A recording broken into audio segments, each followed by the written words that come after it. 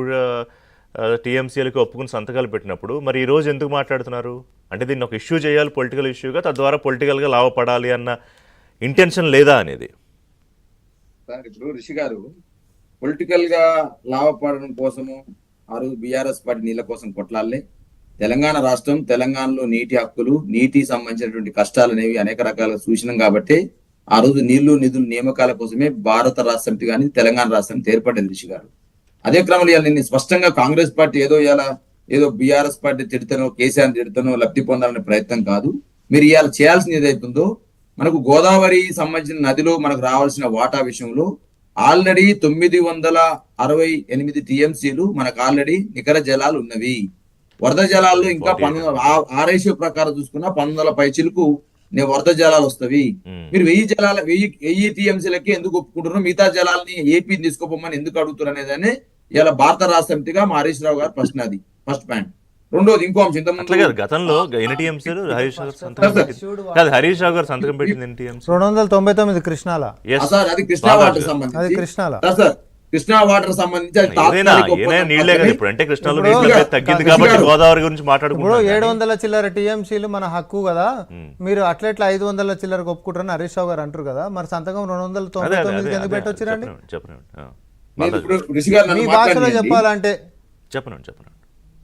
రిషి గారు నేనేమంటున్నంటే, మనం ఇప్పుడు రకరకాలుగా మాట్లాడుతున్న సామారామరెడ్డి గారు, కానీ నేను ఇక్కడ సంబంధించి మీకు అన్ని రకాల ఏదైతే కేసీఆర్ గారు 50% వాటా కావాలంటే 50% కృష్ణా జిల్లాలో వాటా కావాలని అనేక రకాల లెటర్ రాసిరు. వాటి మీద నేను చెప్తాను. ఒకటి 2015, 18, 19 జూన్ లో జరిగిన మీటింగ్ లో కృష్ణా వాటర్ లో 50% వాటా కావాలని అడిగింది కేసీఆర్ ప్రభుత్వము. అదేవిధంగా 2018 7వ తారీఖు రోజు అడిగింది కేసీఆర్ ప్రభుత్వము. అనేక లెటర్లు, ఇవన్నీ కూడా లెటర్లు పంపించమంటే నేను రామ్మోహన్ రెడ్డి గారు పంపిస్తాను.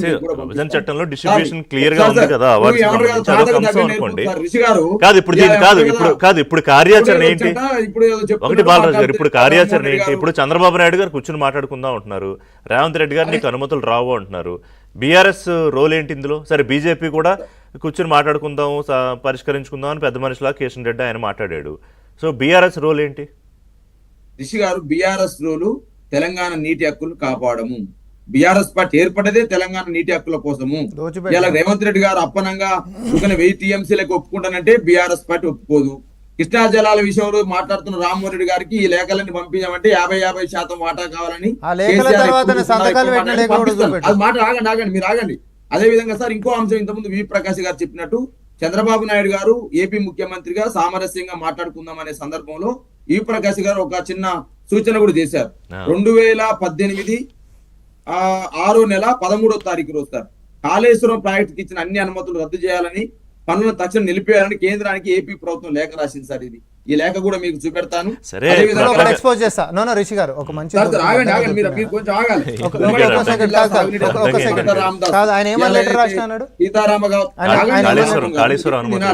కాదు సార్, కృష్ణా జలాలలో ఎంత వాటా మాకు కావాలని చెప్పి లెటర్లు రాసిన అన్నాడు. వెరీ గుడ్, 50% కదా. మీ లెక్కల ప్రకారం కృష్ణా జలాల్లో టీఎంసీలు ఎంత అందుబాటులో మేము వాళ్ళకంటే ఎక్కువ అడుగుతున్నాం. బీఆర్ఎస్ పార్టీ లేఖల ద్వారా అడిగిన దానికంటే రేవంత్ రెడ్డి గారు ఎక్కువ అడిగినరు.